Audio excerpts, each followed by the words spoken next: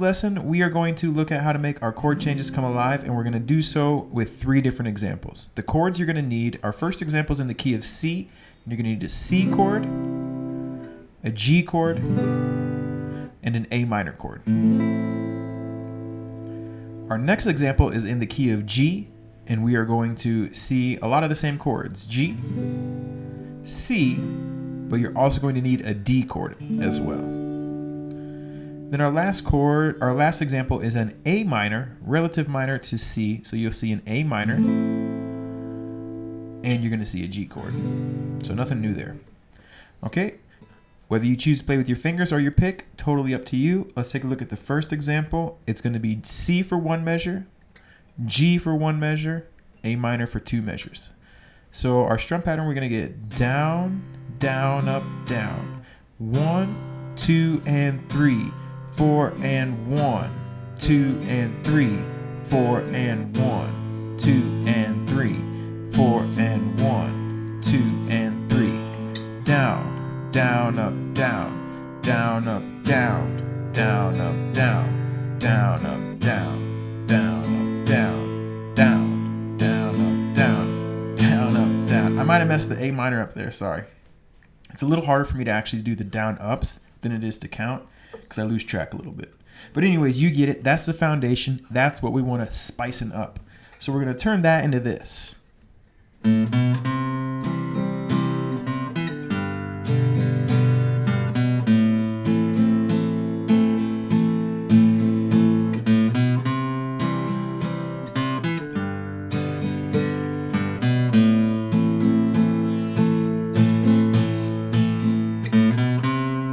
Okay. So what we're going to do here, and if you kind of know what song this was inspired by, feel free to leave a comment below. On the 4th beat, we're going to kick off and we're going to play open, 2nd fret, 3rd fret. And that is the 4th beat before we get started. 4 and 1. So we're playing that C note on the 1st beat. Where do these notes come from? They come from the C major scale.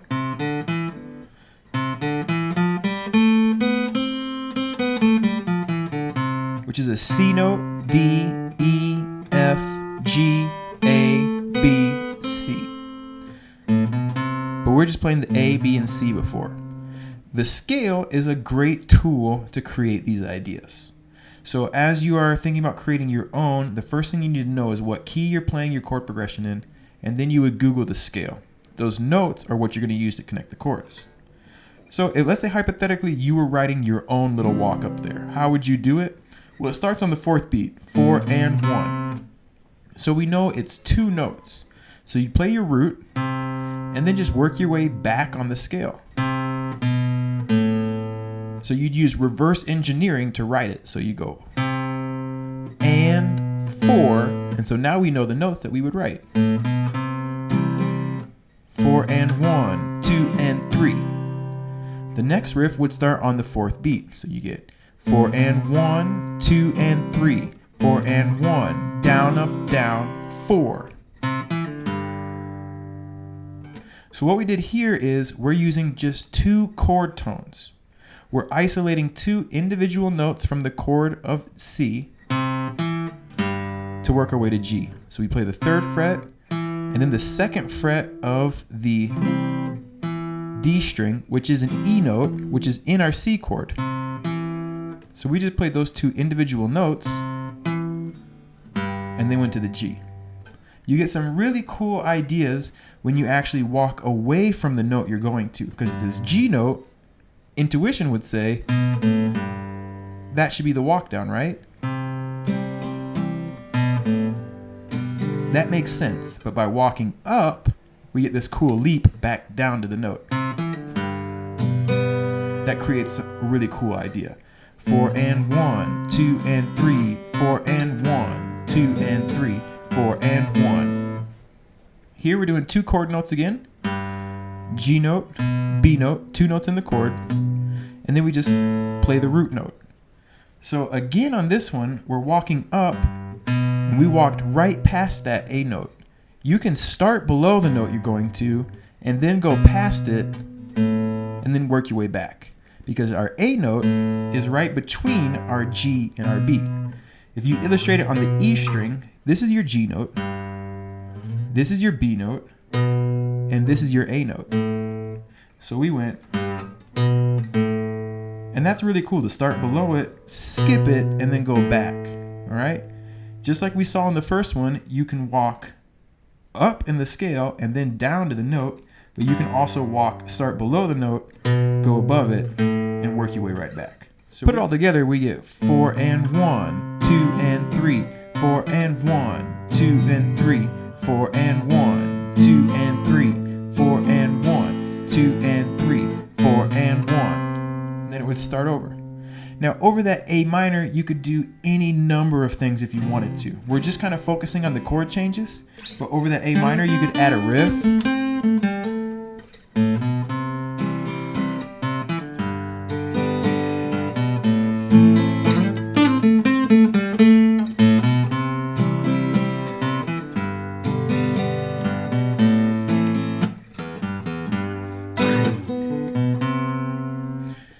What I did there was just A minor pentatonic and just slid up there and threw some random notes in. Any number of things you could do there if you wanted to. Again, this is just focusing on the change, but when you have an A minor for 2 whole measures, there's usually space to create some kind of fill or do something interesting. The pentatonic scale is a great place to lean for that.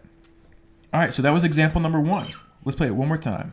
1, 2, 3.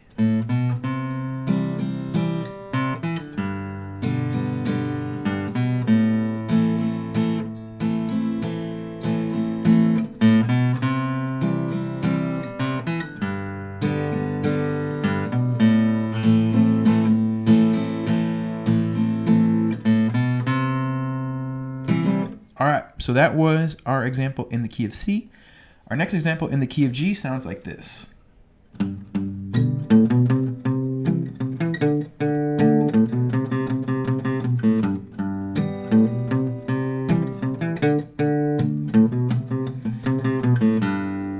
If you know the song that was inspired by, feel free to leave a comment. So what we're doing here is we're starting off, and we're going to go 1 and 2.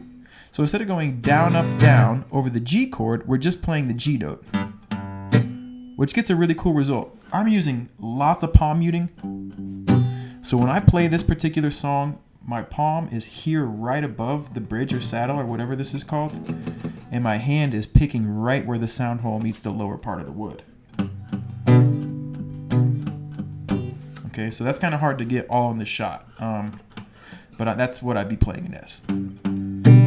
And I do that 1 and 2, just the bass notes, and then I strum the chord, but I'm not even strumming the full chord.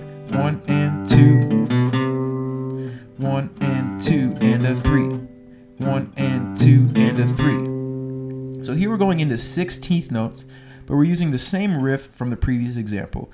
1 and 2 and a 3. That 0, 2, 3 is a really easy one that you can throw over the C chord in the key of G, in the key of C. It's in the key of F as well if you wanted to throw it in there. Well, the F would be the B flat instead of the B. But you could still even probably get away with it in the key of F and it would sound good. Okay, so we get 1 and 2, and 1 and 2 and a 3. 16th notes. So here you're gonna go down, up with your picking. Down, up on the 2nd fret, down.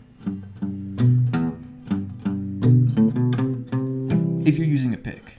So you get 1 and 2 and a 3 and 4 and a. And the change here is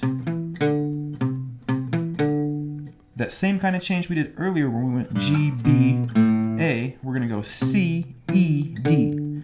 So we do the same thing. We start below the root because we're going to a D chord. So we start below the D note, go to the E note above the D note, and then back to the D note. 3rd fret of the A, 3rd fret of the C string, 2nd fret of the D string, open D.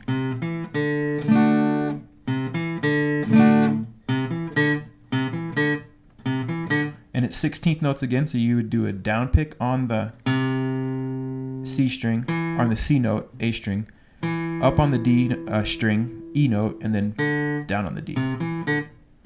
So really slow up to there, you get 1 and 2 and a 3 and 4 and a 1 and 2 and a 3 E and a 4 E and a 1. So we're walking back up to the C the same way. But here over the C note, we're just going to go down, up, down, up, down, up, down, up, down, up on the C note in a 16th note fashion to really emphasize that particular chord instead of going. You can get some really cool groove instead of playing the entire C chord just with that C note. So if you were to count it from that D chord going into it, it would be 1 and 2 and a 3 E and a 4 E and a 1. You're going to walk down the same way you walked up. 3, 2, open. Know that anytime you're developing these walk-ups, they're going to sound great in reverse as walk-downs as well. So we get 1 and 2 and a 3 and 4 and a 1 and 2 and a 3 E and a 4 E and a 1.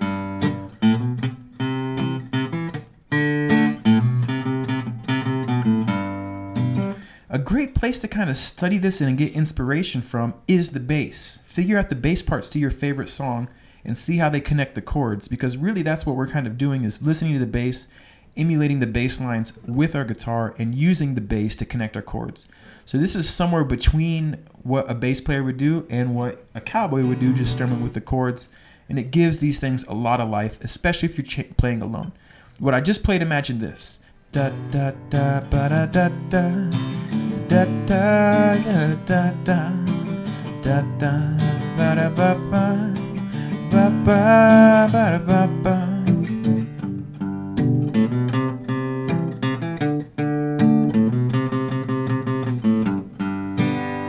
It gives it a lot of life and makes it a lot more interesting, okay? And by breaking down each example, even though they're popular songs, by breaking them down and understanding them, we can apply these ideas to our own chord progressions. We can apply them to chords progressions in the songs we're writing, and we can even take a cover that we're doing and give the cover a lot more life by breaking this stuff down. Okay, last example, I'm going to play with my fingers, and it sounds like this.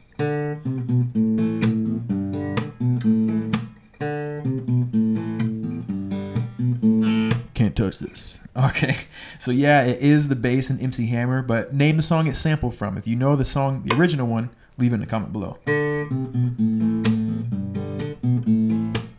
So we're starting off, boom, boom, boom, boom, boom, and we're working our way to an A minor. So we're just working our way down the scale, D, C, B, A. Do, do, do, do. Boom, boom, boom, boom. One thing that is worth noting, though, is why these notes here are eighth notes. It starts off with a quarter. It goes 1, 2, and 3. 1, 2, and 3. 1, 2, and 3, and. So a couple things to notice here. The chord is on the and. That gives it interest. The other thing that's worth noting is that we're mixing quarter notes and eighth notes for our groove. 1, 2, and 3, and 4. And for the chord, and then a mute. Really cool groove. You can apply those ideas.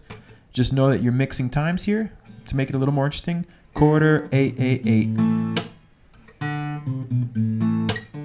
Okay, so next chord. Okay, so the next chord, what we're doing here, we're going to play the open E string and then the 3rd fret of the G, walking up to our G chord. We could do O 2 3 if we wanted to, or we could O, because it would really be F, not F sharp. O 1 3. But because it comes right after that mute on the guitar, it's and 1. So we only have space for 1/8 note. That's a good thing to note too. How much space do you have for these ideas? When you're breaking down the ideas, it's a good idea to understand how much space you have, because that lets you know how many notes you can play. 1, 2, and 3, and 4, and 1, and 2. So you play open 3rd fret, and 1, make a G chord, and the same thing, and mute, and 1, and mute.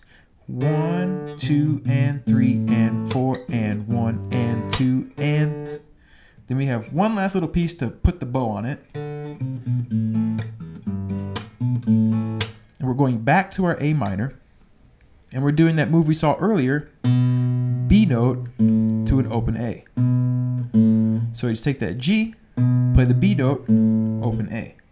And I get and 1 and 2 and 3 and 4. So you go and 1 and 2 and 3. A note back to my A minor chord. 1, 2 and 3 and 4 and 1 and 2 and 3 and 4. 1, 2 and 3 and 4 and 1 and 2 and 3 and 4. 1, 2 and 3 and 4 and 1 and 2 and 3 and 4. 1, 2 and 3 and 4 and 1 and 2 and 3 and 4. Can't touch this. Can't touch this. Can't touch this. Can't touch this. Okay, so that's how that one comes together. That one is much more intricate. Note here we added chords on the offbeats. We added some mutes. We mixed quarters and eighth notes, and we were playing those eighth notes right before the transition, as well as emphasizing the chord by only playing the root on the one beat. Those are all things you can add to your own playing to make it much more interesting. All right, until next time, keep on rocking and rolling, keep on loving life. Hope you dig this. Upload it to Instagram, tag us at 10thumbspro, and we'll share it in our stories, what you come up with. Take care, everybody.